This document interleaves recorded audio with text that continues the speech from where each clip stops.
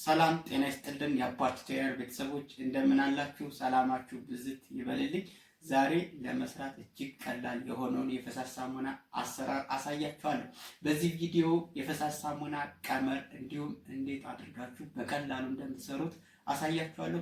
እስከ መጨረሻው ድረስ ብትከታተሉኝ ትጠቀማላችሁ። ዛሬ የማሳያችሁ 1 ሊትር የልብስ ፈሳሽ ሳሙና ነው ማለት ነው። እናንተ ማስታወሻ መያዝ ይጠበቅባችኋል። እኔ ቀመሩን እንዲሁም አሰራሩን አሳያችኋለሁ ማለት ነው። አንድ ምርት ለማምረት መጀመሪያ የሚያስፈልጋችሁ ዋናው ነገር ምንድነው? ሚዛን ነው ማለት ነው። ሚዛን 10 ኬጂ የሚለካለ፣ ከዛ በታችም የሚለካለ፣ እንዲሁም ከዛ በላይ የሚለኩ ሚዛኖች አሉ ማለት ነው። ስለዚህ እንደምትሰሩት የምርት ብዛት መጠን አይታችሁ የፈለጋችሁትን ሚዛን መጠቀም ትችላላችሁ ማለት ነው። ነገር ግን ትንሽ ምርት ማምረት 1 ሊትር 2 ሊትር ለማምረት እንደነዚህ አይነት ሚዛኖች ተመራጭ ናቸው ማለት ነው። ስለዚህ ዛሬ ፈሳሽ ሳሙናችን ለመስራት በዋነኝነት ከውሃ ውጭ 4 ግብአቶችን ተጠቅሜያለሁ። ፈሳሽ ሳሙና ለማምረት በጣም ብዙ አይነት ግብአቶች አሉ፣ እንዲሁም በጣም ብዙ አይነት የአሰራር ቴክኒኮች አሉ። ዛሬ ግን ማንኛውም ሰው በቤቱ ሊሰራባቸው የሚችሉ ኬሚካሎችን ወይም ግብአቶችን ተጠቅመን ፈሳሽ ሳሙና እንሰራለን ማለት ነው። እንግዲህ ፈሳሽ ሳሙና ለመስራት የመጀመሪያው የምጠቀመው ግብአት ምንድነው? ጨው ነው ማለት ነው፣ ወይም ሶዲየም ክሎራይድ የምንለው ማለት ነው። ይሄ ጨው ለምን ይጠቅማናል ካልን በዋነኝነት ለሁለት ነገሮች እንጠቀምበታለን ማለት ነው። የመጀመሪያው ጥቅም ለማወፈሪያነት ነው ማለት ነው። ቲክነር ብለን መጠቀም እንችላለን ማለት ነው። ሁለተኛው ጥቅሙ ደግሞ እንደ ፕሪዘርቫቲቭ ወይም ፈሳሽ ሳሙናው ሳይበላሽ እንዲቆይ ያደርጋል ማለት ነው። ሁለተኛው ግብአታችን SLES ወይም ሶዲየም ላውሪክ ኢተር ሳልፌት ተብሎ ይጠራል። ይሄ ቫዝሊን የሚመስል ወይም ዝልግልግ የሚል ኬሚካል ነው። ይህ ዋና ኬሚካል ነው ማለት ነው። ይሄንን ሳንጠቀም ፈሳሽ ሳሙና መስራት ይከብዳል። በተለይ ጥራት ያላቸውን ፈሳሽ ሳሙናዎች ለመስራት SLES በጣም ወሳኝ ነው። ምክንያቱም ጥቅሙ በጣም ከፍተኛ ነው ማለት ነው። አንደኛ የማጽዳት አቅም አለው ማለት ነው። ሁለተኛ ጥቅሙ ምንድነው? ያወፍራል ማለት ነው። እንዲወፍር ያደርጋል። ከዛ በተጨማሪ የማጽዳት አቅም አለው ማለት ነው። ግብአቶች ማለትም SLES እና ጨው ቢበዙና ቢያንሱ በምርታችን ላይ ምን አይነት ሂደት ይፈጥራሉ የሚለውን ማየት እንችላለን። ለምሳሌ SLES አማውንቱ እየበዛ በመጣ ቁጥር ወይም የምንጠቀመው የSLES መጠን ከበዛ ፈሳሽ ሳሙናችን አረፋ ይኖረዋል፣ ውፍረት ይኖረዋል፣ እንዲሁም የማጽዳት አቅሙ ከፍተኛ ይሆናል ማለት ነው። እንግዲህ SLES በዋነኝነት 3 ጥቅሞችን ይሰጠናል ማለት ነው። ለማወፈር፣ አረፋ ለመፍጠር፣ እንዲሁም ደግሞ ምንድነው የማጽዳት አቅምን ለመጨመር ማለት ነው። ስለዚህ ይሄኛው ከበዛ አሪፍ ነው ማለት ነው። ይሄኛው ግን ካነሰ ምንድነው ቅድም የተባባልናቸውን ነገሮች እናጣለን ማለት። ፈሳሽ ሳሙናችን አረፋው ይቀንሳል፣ ከዛ በተጨማሪ ወፍረቱ ይቀንስልናል ማለት ነው።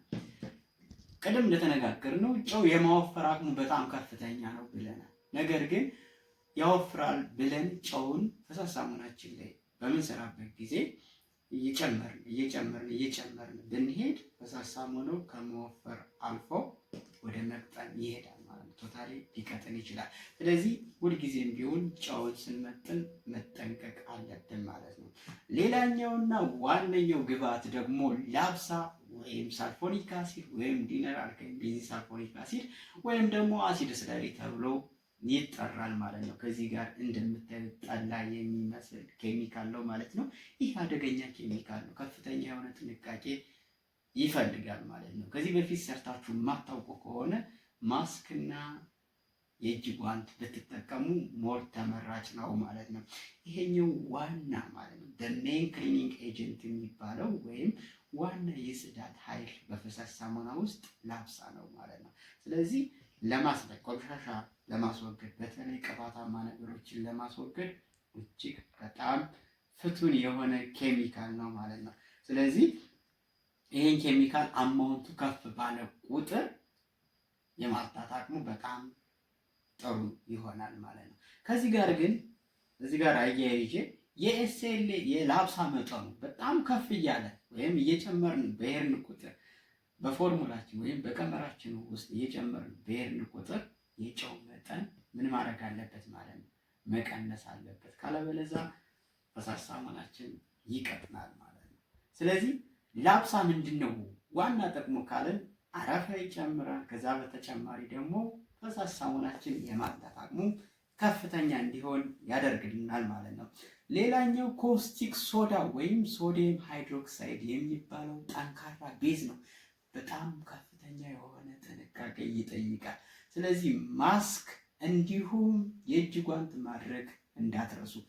በተለይ ከዚህ በፊት ፈሳሽ ሳሙና ሰርታችሁ የማታውቁ ከሆነ ማለት ነው። አገልግሎቱ ምንድን ነው ካልን ቆሻሻን ለማስወገድ በጣም ፍቱን የሆነ ኬሚካል ነው ማለት ነው። ስለዚህ ይሄኛውም በምንበጠብጥበት ጊዜ ኤክዞተርሚክ ሪያክሽን ይፈጥራል። ያ ማለት ሙቀት ይፈጥራል ማለት ነው። ስለዚህ ወደ ላይ እንፋሎት ሊኖር ይችላል ማለት ነው። ስለዚህ ያ እንፋሎት ደግሞ ወደ ውስጣችን ሊገባ ይችላል፣ ወደ መተንፈሻ አካላቶቻችን ሊገባ ይችላል። ለዛም ነው ማስክ ማድረግ ይኖርብናል የምንለው። ከዛ በተጨማሪ ሁልጊዜም ቢሆን ኮስቲክ ሶዳን ከውሃ ጋር በምናገናኝበት ጊዜ ኮስቲክ ሶዳ ከላይ ሆኖ ነው መጨመር ያለበት። ውሃ ከስር ኮስቲክ ሶዳ ከላይ ሆኖ መጨመር ይኖርበታል ማለት ነው። ሌላኛው ውሃ ነው። ውሃ ዋተር ነው ማለት ነው። ይሄ ደግሞ ምርታችን ለማብዛት ይጠቅመናል ማለት ነው። እነዚህ ከተነጋገርንባቸው ምን ያክል 1 ሊትር ለማምረት ላብሳ ምን ያክል ኮስቲክን ምን ያክል የሚለውን መነጋገር እንችላለን። ፎርሙላውን ከዚህ ጋር እንደምታዩት አስቀምጥላችኋለሁ። ወይም ጨው 35 ግራም 1 ሊትር ፈሳሽ ሳሙናን ለማምረት ጨው 35 ግራም፣ ኤስኤልኢኤስ ወይም ሶዲየም ላውሬተር ሳልፌት 80 ግራም፣ ላብሳ ወይም ሳልፎሊክ አሲድ ወይም አሲድ ስለሪ 25 ግራም፣ የመጨረሻው ኮስቲክ ሶዳ ወይም ሶዲየም ሃይድሮክሳይድ 3 ግራም። ውሃ የምንጠቀመው 1 ሊትር ለማምረት 857 ግራም የሚመዝን ውሃ እንጠቃለን ማለት ነው። የመጀመሪያው ስቴፕ ኤስኤልኤስ እና ጨውን በደረቁ ሚክስ ማድረግ ነው ማለት ነው። ስለዚህ ኤስኤልኤስ እዚህ ጋር አለ። ጨውን እንደዚህ ይጨምርና በደረቁ በጣም ቀላል የሚባለው ዘዴ ይሄ ነው ማለት ነው። ነገር ግን ይሄን የምታደርጉት ጨዋችሁ በጣም ንጹህ መሆኑን ማረጋገጥ ይጠበቅባችኋል ማለት ነው። ስለዚህ ይሄ ሚክስ ማድረግ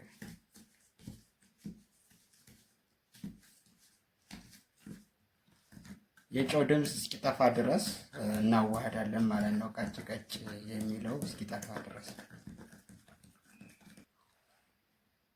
የኤስኤልኤስ እና የጨው ውህድ እንደምታዩት ተሟምቷል ማለት ነው። ሌላኛው ሁለተኛው ስቴፕ የሚሆነው ኮስቲክ ሶዳን በውሃ አሟሟለሁ። ቅድም እንደነገርኳችሁ የኮስቲክ ሶዳው የምትጠቀሙ መጠኑ በጣም ከበዛ ውሃ ከስር ኮስቲክ ሶዳን ከላይ ትጨምራላችሁ። ግን ይቺ 3 ግራም ስለሆነች ያን ያክል ሙቀትም ስለማትፈጥር እንፋሎትም ስለማትፈጥር በትንሹ እጨምርና ኮስቲክ ሶዳዋን አሟሟለሁ ማለት ነው። ማስክና በተለይ እንትን ቢኖራችሁ በጣም ይመረጣል ማለት ነው። ኮስቲክ ሶዳ ስታሟሙ እንፋሎት እንዳያገኛችሁ ሁሌም ቢሆን ፊታችሁ ጋር ትይዩ መሆን የለባችሁ ማለት ነው። ወደ ጎን ሶስተኛው ስቴፕ በውሃ የበጠበጥነውን ኮስቲክ ሶዳ ከላብሳ ጋር ሚክስ እናደርጋለን ማለት ነው። ሚክስ እናደርጋለን። ስለዚህ ላብሳና በውሃ የተበጠበጠ ኮስቲክ ወይም ላብሳንና ኮስቲክን አዋህዳለሁ ማለት ነው። በደንብ እስኪቀላቀሉልኝ ድረስ አዋህዳለሁ። ይህ ውህድ እንደምታዩት የላብሳና በኮስቲክ ሶዳ የተበጠበጠ ውህድ ነው ማለት ነው። በብዛት ስትሰሩ መጠንቀቅ ይኖርባችኋል። ምክንያቱም ከፍተኛ ሙቀት ስለሚፈጥር ማስክ መልበስ እንዳትረሱ። ይሄ ማሳያችሁ በአጭር ለመስራት ነው ማለት ነው። እንደምታዩት የላብሳና የኮስቲክ ውህድ ይሄንን ይመስላል ማለት ነው። አሁን ሁለት ውህዶችን አዘጋጅተናል ማለት ነው። የመጀመሪያው የጨውና የኤስኤልኤስ ውህድ ነው ማለት ነው። ጥሬ ጨውንና ኤስኤልኤስን አቀላቀልኩት፣ አዋሃድኩት ማለት ነው። ሁለተኛው ደግሞ ላብሳንና በውሃ የተበጠበጠ ኮስቲክ ሶዳን አዋሃድኩት።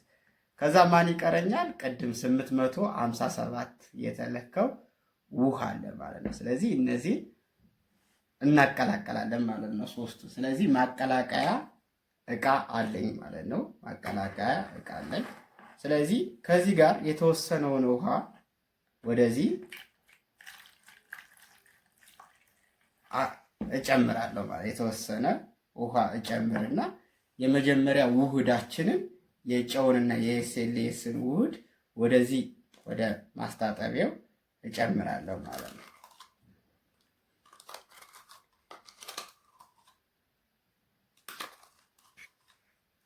ስለዚህ የጨውና የኤስኤልኤስ ውህድ ከውሃው ጋር እስኪሟሟልኝ ድረስ አዋህዳለሁ ማለት ነው።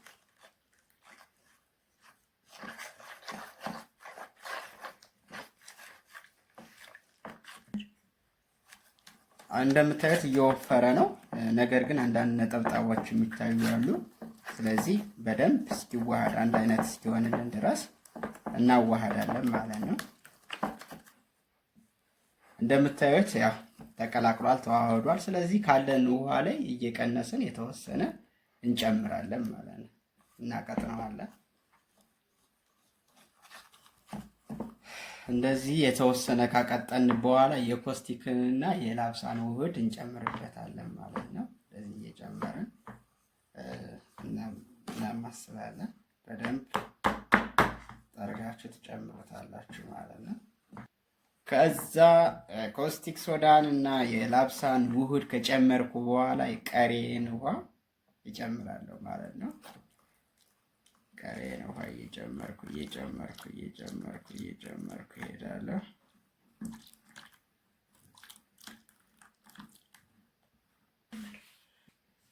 አሁን ሙሉ ግብአቶች ተጠቅመን አዋሃደን ሪዛልቱ ይህንን ይመስላል እንደምታዩት ማለት ነው።